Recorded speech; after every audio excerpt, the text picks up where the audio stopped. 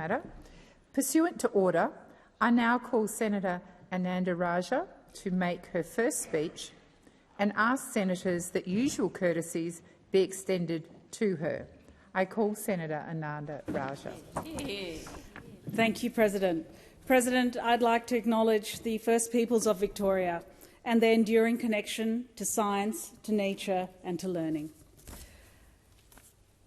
Colleagues, imagine it is 2065, 40 years from now. My time as a parliamentarian is long gone, and my world is confined to my home, my family and my memories. This is my vision of the future. I am 92 years old. As I tend to my veggies, my gaze lifts to the smoke on the horizon. When once I felt fear, I know that that fire will be extinguished by fire-retardant drones lifting off from stations all around the bush, triggered by satellites. Despite Australia hitting net zero well before 2050, our fire seasons remain intense due to the baked-in impacts of climate change. Earth's fever has not broken, but on our current trajectory, it will, as vast machines made by gods suck carbon from the air and kelp forests teeming with life trap carbon in our oceans. The tech oligarchs of my working life have been replaced by blue carbon billionaires. Some 40 years earlier, a Labor government I served in laid the foundations for our renewable energy transformation. Australia has now become an energy darling fettered by global businesses that make products like green steel, which have reduced the world's emissions by 8 to 10%, as predicted by eminent economist Ross Garnaut decades earlier. We now feed the world's appetite for guilt-free energy, especially in Asia, while creating that holy grail, a high-wage economy delivering sustained prosperity immune from the boom and bust of mining. Regional communities like mine have benefited most, with streets abuzz with young families, a good indicator of a thriving community. I am reminded to get dinner on because my granddaughter will be home soon. She works in our booming biotech sector, making nanoparticles that deliver chemotherapy directly to cancer cells, leaving healthy tissue intact. The scorched earth side effects of chemo I witnessed as a doctor have been relegated to the history books. Working in the city, she will be home soon, thanks to high-speed trains that practically fly in tunnels at speeds rivaling a jet. I never liked the Melbourne to Canberra flight. Now I never need to take it. I turn to squeals of delight from my great-grandson, who has spotted a wombat under the deck. I lift him up. The pain of knee osteoarthritis that marred my 60s has eased, thanks to weight loss drugs made affordable decades earlier. These drugs have crushed diabetes, heart disease, arthritis, cancer, and sleep apnea. When I was a doctor, hepatitis C had no cure until antivirals came along. The same has happened with obesity, by far the toughest nut to crack. By blocking the reward centres in the brain, these drugs have also curbed drug and alcohol addiction, saving billions in knock-on social and economic effects. As evening falls, my tradie granddaughter bounds down the stairs. She found me last week after my AI assistant alerted her to my fall.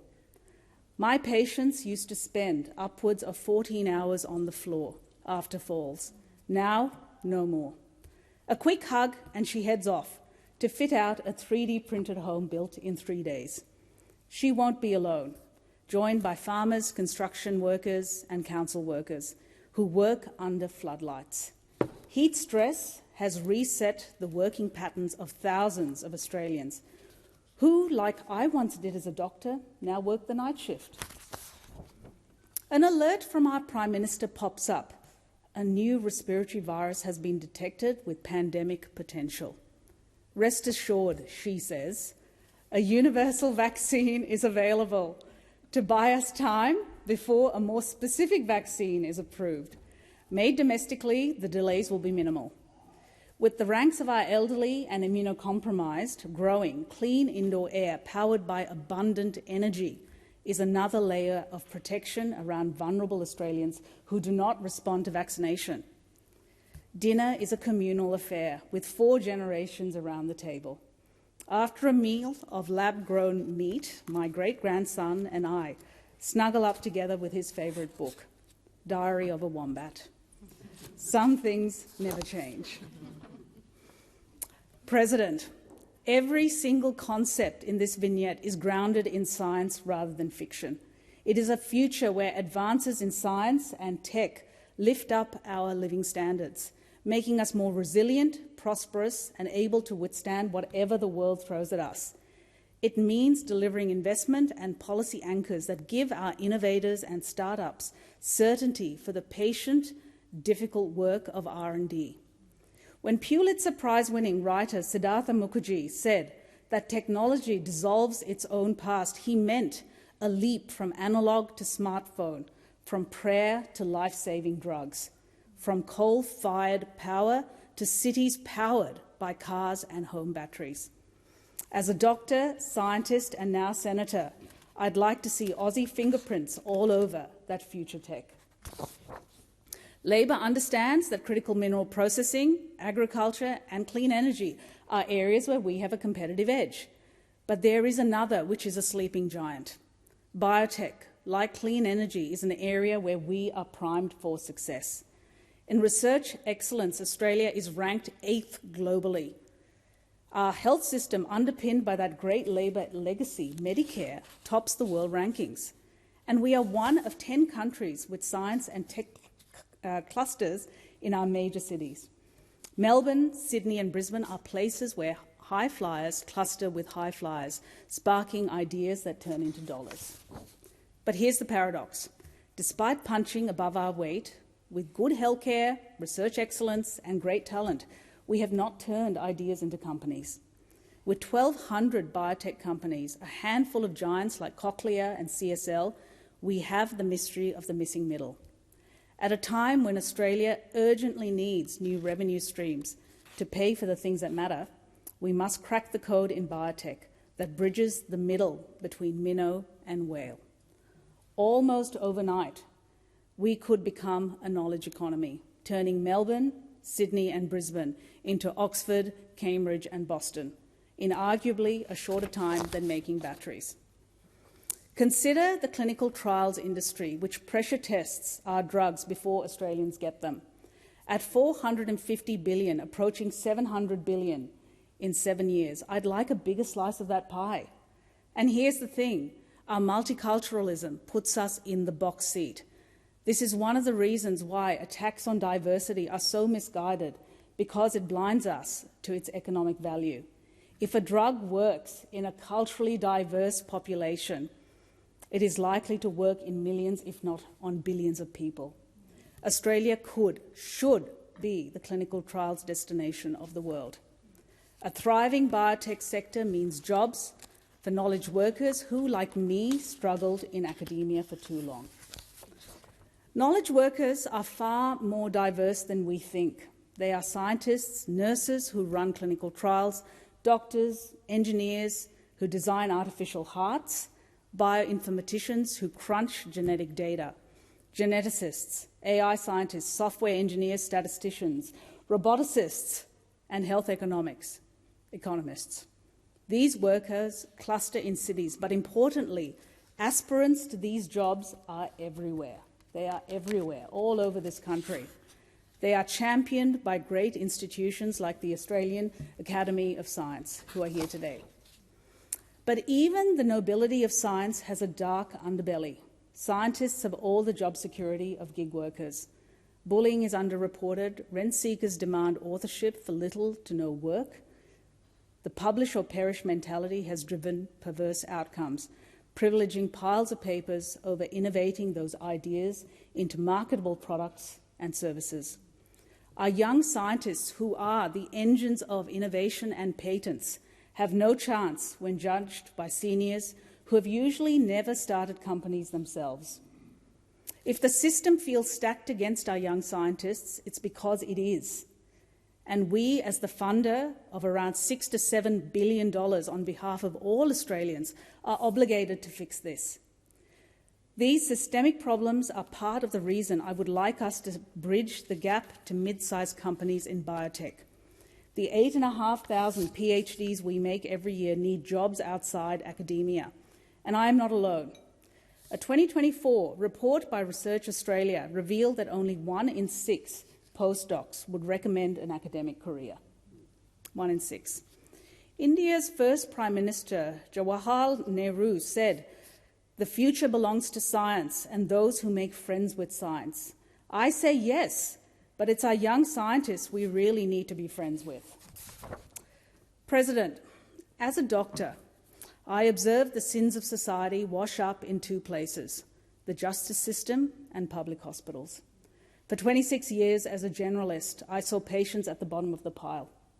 I watched the tsunami of chronic disease, severe mental illness, drug and alcohol addiction and homelessness. Every week, I made a cancer diagnosis and alleviated the last moments of a person's life. Some 30 to 55% of health outcomes are due to drivers beyond health. These social determinants like housing, access to healthcare, education, employment and discrimination are core business for Labor governments. Core business.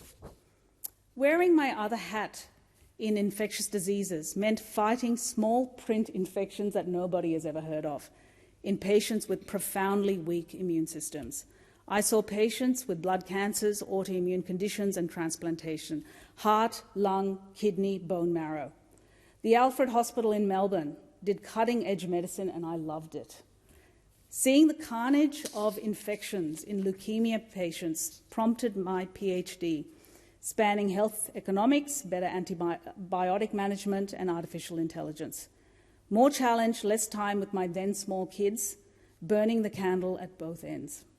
It sharpened me up and fostered a love for science which has stood as a protective factor against the shadow that stalks all doctors, burnout. But research was not easy. As a Research Australia finalist and founder of an AI startup, I encountered too many barriers to commercialisation, too many. Turns out I'm not alone. In 2024, Australian startups founded by women attracted a pitiful 2% of investment capital. 2%. Determined to get funding, I even went to the UK. I thought it was because of my gender, my colour, or not enough titles. It was probably a combination of all 3. Enabling women, including those with funny names, to sit rather than serve at the founder table means confronting the uncomfortable truth of unconscious bias. It is structural as the steel beams that hold up this place, but it weakens the whole. It starves the enterprise, including our workplaces, schools, sporting teams, creative arts, indeed this parliament, of talent. And that is an act of self-harm. However, it wasn't my patients that led me into politics, but rather the people who cared for them. During the pandemic, healthcare workers who held up the sky were treated as if we were disposable. Gaslit and silenced, I spoke up, even against my own profession, when I saw the science changing around how the virus was spread. Wiping down surfaces would have been fine had we been facing a pandemic of gastro, but that wasn't the case.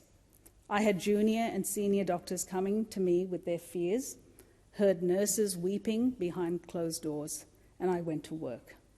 I fought for our safety at work with a coalition of healthcare workers I pulled together. It was the most testing period of my life, hands down, juggling on-calls, kids, late nights, media, publishing, giving lectures. Without knowing it, I had become a campaigner. Taking on the Morrison government as a private citizen over work safety and vaccine rollout was wrath of God stuff. The day before my first appearance on Q&A in 2021, I was asked to go easy on the government by a colleague who had been pressured by a then government minister. It left me shaking and nauseated. It was my husband, a man of steel, who told me to say what I thought.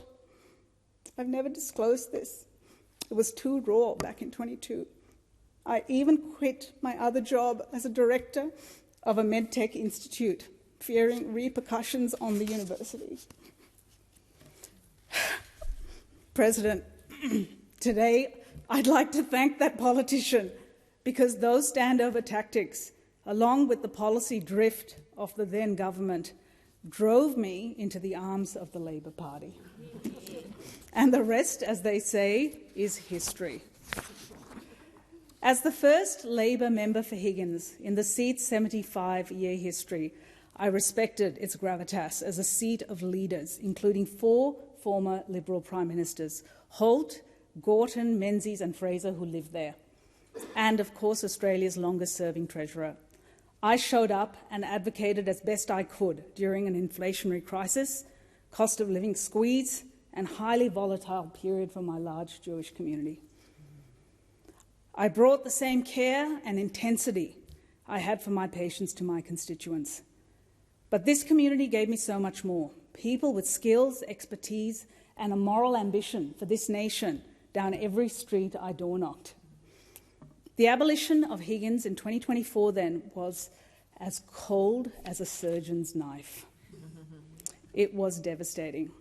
I grieved for what I had left behind in medicine and for what I had wanted to achieve. However, not one to ruminate, I crisscrossed Victoria as a member of the Health Committee, determined to stay present. At 6.5 million and counting, Victoria needs infrastructure and services. The regions need doctors like oxygen. The long-acting contraception we funded will stop women in border communities near South Australia from travelling long distances to Warrnambool for surgical abortions. Quality aged care in Leongatha and Ararat make hospital a place of last resort for confused elderly. Violet Town's aged care workforce is overwhelmingly of South Asian ancestry, like me, underscoring the vital importance migrants play, especially in the regions. Stoic farmers submit to health checks in the sale yards run by Yea Hospital. Drug addiction is dragged out of the shadows by a rehab centre in Molyula amidst rolling hills and birdsong.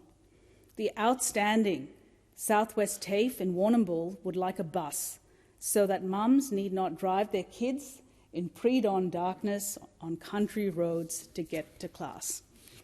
Sandy Creek will get new netball courts thanks to our sports funding. In Victoria's burgeoning South Asian community of nearly 500,000, I was welcomed as the first Tamil Member of Parliament, even though I'm pretty watered down. Growing up, I was unsure whether I belonged or whether I was pretending. At some point, I laid down roots, but the nation changed around me. Suddenly, fitting in did not mean shedding your culture like a coat. To paraphrase the Foreign Minister, our cultural diversity is an element of our national power, which, in combination with our stable democracy, natural resources and skill capability, is this middle power's superpower. But, President, who says lightning can't strike twice? To be here now as a senator for Victoria, a position that Labor has not held in nearly 20 years, is testament to the trust Victorians put in Labor, the Prime Minister's extraordinary work ethic, this Labor government which did the work, our living treasures, the Labor rank and file, and Vic Labor, who backed my Senate run. Only 56 parliamentarians, including myself, have served in both houses since Federation. Only one senator has gone on to become Prime Minister. John Gorton in 1968, following the death of Prime Minister Harold Holt. Both were my predecessors as members for Higgins. I can assure you that history will not repeat, but it does rhyme. There are a few people to thank. I will be forever indebted to Paul Erickson, Jet Fogarty and Josh Pollack. As mentors, you guided me to Higgins and then here. These were unwinnable seats until they weren't, thanks to your cool heads. You are Labor's rainmakers. The Deputy Prime Minister and Member for Hawke are my mentors and therapists on speed dial, who have been there every step of the way, even when Higgins was a mere twinkle in our eyes. Toughest for me was that prolonged period of uncertainty, and you, along with the Chief Government Whip, steadied the ship. I could not be here without my trusted staff and my backers in Higgins who believed in Project Michelle. Thank you. My family are relieved that I am back to work. It's true. As a FIFO worker, my husband and daughter keep the home fires burning. Annika was absent during my first speech in 22 due to Year 12. This time it's Ash's turn. It's a Gen Z house filled with laughter, K-pop, piercing bagpipe practice, cooking safaris, and too much dog hair. Clean it up, guys. Clean it up. I am proud of the capable, resilient, and good-humoured people you have become. My parents, Robert and Vimala, are my biggest fans. They trod the familiar migrant path of self-determination when Labor luminaries Hawke and Keating were terraforming a modern Australia. As Tamils, they left Sri Lanka in the 60s for the UK, where I was born. They then forged a life in Zambia for 10 years before choosing Australia over Canada. Good call. Good call. They instilled in me a steely determination not to succeed, but rather to get up, dust yourself off, and keep going. And I can assure you there was no tiara in our house. My sister, Romaine, is my closest confidant, and like my brother, Steve keeps the wheels on and turning. President, my vision of the future 40 years from now is not rose-coloured, but neither is it dystopian. In fact, far from it. It is a legacy that will be written on the faces of Australians as either the furrowed brow of worry, the set jaw of resolve, or the squeals of delight in our grandkids. Which face greets us in our old age depends on whether we find middle ground in this place.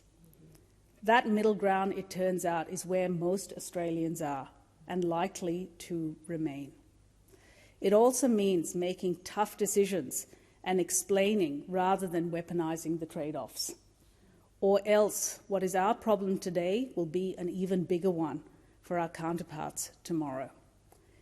If politics is the art of what's possible, then as a hardcore pragmatist, I will take the possible over the perfect any day.